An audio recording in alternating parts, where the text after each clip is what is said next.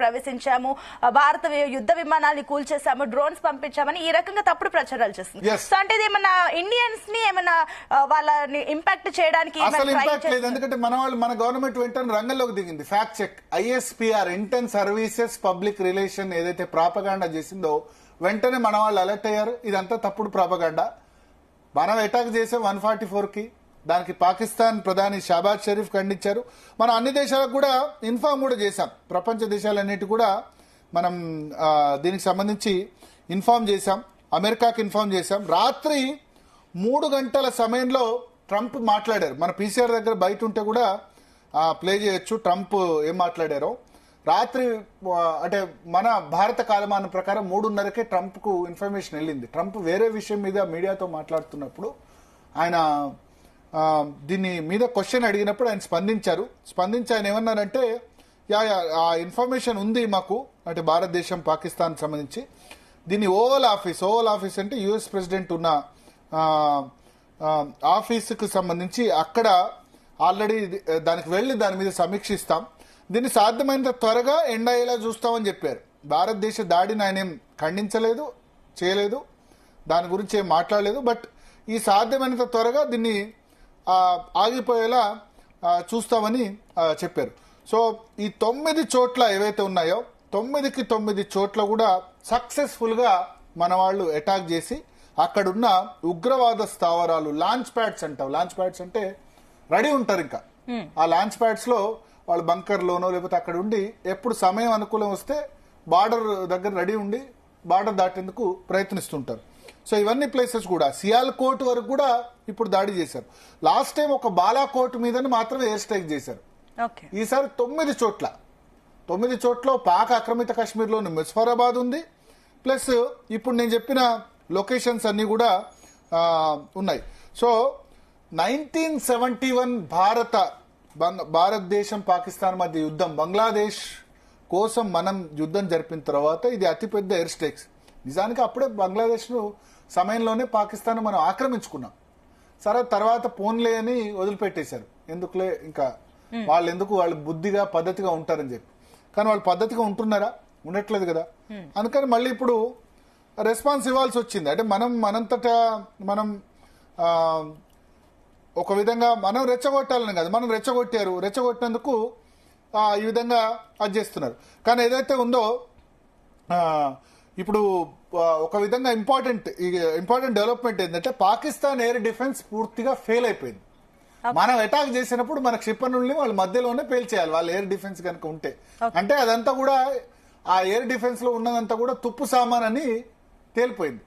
మేము అంతే వాళ్ళేదో పెద్ద ఇది ఈ టెన్షన్ స్టార్ట్ అయిన తర్వాత మేము ఆ క్షిపణి ప్రయోగించాం, ఈ క్షిపణి రెడీ ఉంది, మేము రివర్స్ అటాక్ చేస్తాం, అది ఇదని ఇదే ISPR inter services public relations తప్పుడు అంటే ఏదో గొప్పలకు పోతాం కదా. హిట్లర్ కూడా జర్మనీ సెకండ్ వరల్డ్ వార్ లో చివరి రోజు వరకు కూడా ఇదే తప్పుడు, తను చనిపోయే తనంతట తాను ఆత్మహత్య చేసుకునేటప్పుడు కూడా ఇదే తప్పుడు ప్రాపగాండా అంటాం. ప్రాపగాండా అంటే తప్పుడు ప్రచారం చేశారు. మొత్తం మేమే గెలుస్తున్నట్టు ఆ జర్మనీ ప్రజలకి చివరి నిమిషం వరకు కూడా చెప్పి లాస్ట్ కు ఇంకా తనంతట తాను ఆత్మహత్య చేసుకుని ఆయన చనిపోయాడు.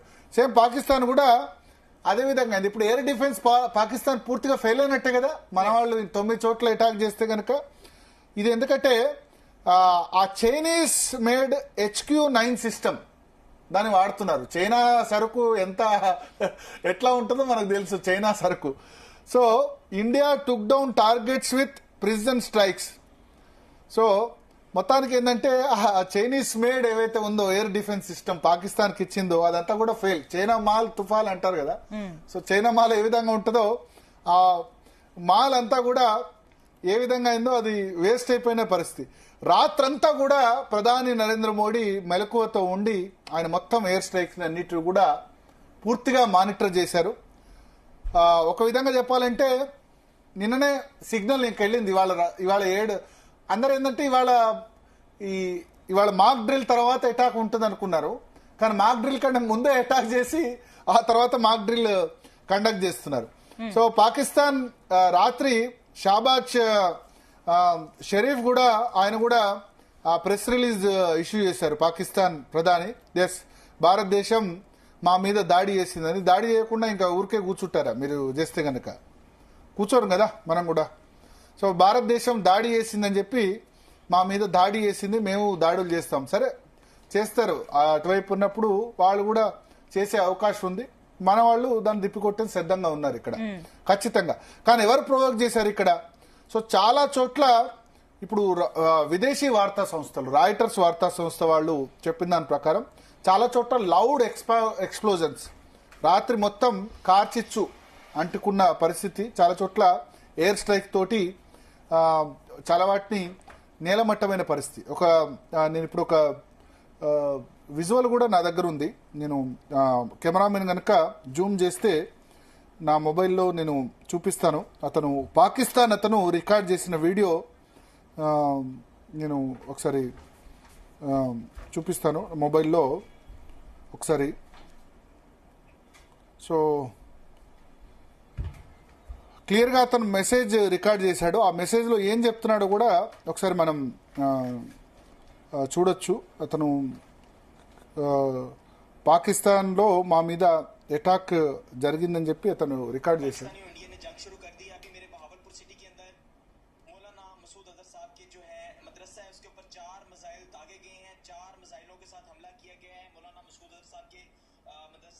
हम अपनी अफवाज पाकिस्तान के साथ खड़े हैं, लेकिन मेरा सवाल है कि हमारी एजेंसीज कहां सोई हुई थी, हमारी अफवाज पाकिस्तान कहां सोई हुई थी जब ये हमला हुआ?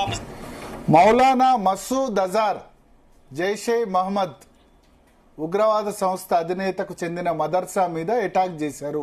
అటాక్ చేసినప్పుడు మన పాకిస్తాన్ ఫోర్సెస్ ఎక్కడ పడుకున్నాయని పాకిస్తాన్ పౌరుడు ప్రశ్నిస్తున్న పరిస్థితి ఇది. మళ్ళొకసారి వినొచ్చు.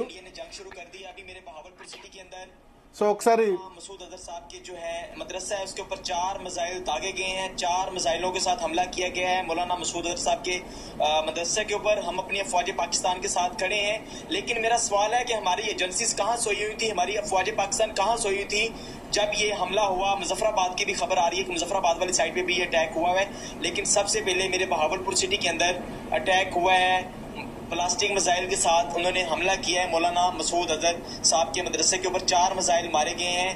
अभी ये कहना कबल वक्त है कि गोया कितनी सच्चाई है इस खबर के अंदर, किस साइड से ये मिसाइल आए हैं, ये अभी कंफर्म होना बाकी है. लेकिन ये कंफर्म न्यूज है कि उनके मदरसे के ऊपर 4 मिसाइल मारे गए हैं.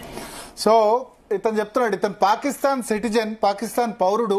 ఈ వీడియో మన దగ్గర ఉంది, పీసీఆర్ మనం ప్లే చేయొచ్చు. డెస్క్ దీనికి సంబంధించి ఆల్రెడీ ఉంది, మీరు క్లియర్గా దీన్ని ప్లే చేయొచ్చు మధ్య మధ్యలో. సో ఆ పాకిస్తాన్ సిటిజన్ చెప్తుంది ఏంటంటే, అతను వీడియో రికార్డ్ చేసి బహావల్పూర్లో, జైషే మహమ్మద్ ఉగ్రవాద సంస్థ ప్రధాన కార్యాలయం బహావల్పూర్లో ఉంటుంది. అక్కడ మౌలానా మసూద్ అజార్, ఇతను పేరు మోసిన టెర్రరిస్ట్ హఫీజ్ సయీద్ ఎంతనో మౌలానా మసూద్ అజార్ కూడా అదేవిధంగా మన భారతదేశ పార్లమెంట్ మీద లేకపోతే ఇతర దాడులు, కాందార్ హైజాక్ లో కూడా ఇతని విమానం హైజాక్ లో కూడా ఇతని ప్రమేయం ఉంది. అతని మీద అటాక్ చేశారు. మన ఏజెన్సీస్ ఎక్కడ పండుకున్నాయని ప్రశ్నిస్తున్నాడు. మేము పాకిస్తాన్ తో ఉన్నాం, పాకిస్తాన్ పౌరుణ్ణి నేను, కానీ మన ఏజెన్సీస్ ఏం చేస్తున్నాయి, మన వాళ్ళు ఏం చేస్తున్నారు, పండుకున్నారా అని అడుగుతున్నాడు ఆయన సిటిజన్. సో మన వాళ్ళ అటాక్ ఏ విధంగా ఉందో దీన్ని బట్టి మనం అర్థం చేసుకోవచ్చు. అక్కడ పౌరులు చెప్తున్నారు, బహావల్పూర్ లోనే కాదు ముజఫరాబాద్ లో కూడా జరిగినట్టు ఉన్న పరిస్థితి ఉంది. అక్కడ పౌరులంతా కూడా అక్కడ ప్రభుత్వాన్ని ప్రశ్నిస్తున్నారు పూర్తిగా, మీరు ఏం బిక్తున్నారు అంటే. ఎగ్జాక్ట్లీ భరత్, అంటే ఇంత జరుగుతున్నా పాక్ పౌరులు ఈ రకంగా రియాక్ట్ అవుతున్నా కూడా అక్కడ మరి ఏదైతే పాక్ ప్రధాని షెహబాజ్ షరీఫ్ మాత్రం రివర్స్ లో చెప్తున్నారు, ఈ భారత్ టెంపరరీ ఆనందాన్ని మేము ఏదైతే శాశ్వత దుఃఖంగా మార్చేస్తామంటూ కూడా కమెంట్లు చేస్తున్నారు. అంటే గట్టిగా ఒకవేళ యుద్ధంలో దిగినా కూడా ఎన్ని రోజులు ఫైట్ చేయగలుగుతుంది పాకిస్తాన్, అండ్ అదే విధంగా ఏ కాన్ఫిడెంట్ తో భారత్ ని శాశ్వతంగా దుఃఖంలోకి పంపిస్తాం అని ఏ రకంగా కమెంట్స్ చేస్తారు? నేను చెప్పినట్టు ఏంటంటే, సరే ఇప్పుడు యుద్ధం జరిగినప్పుడు రెండు వైపులా నష్టం ఉంటుంది. రష్యా ఉన్నా ఉక్రెయిన్ అయినా మన వైపు నష్టం ఉండదని మనం చెప్పలేం. కానీ ఒకటి ఇక్కడ మొదలు పెట్టింది ఎవరు, ఈ పరిస్థితి కారణం ఎవరు, వాళ్ళు ఆలోచించుకోవాలి కదా. తర్వాత వాళ్ళ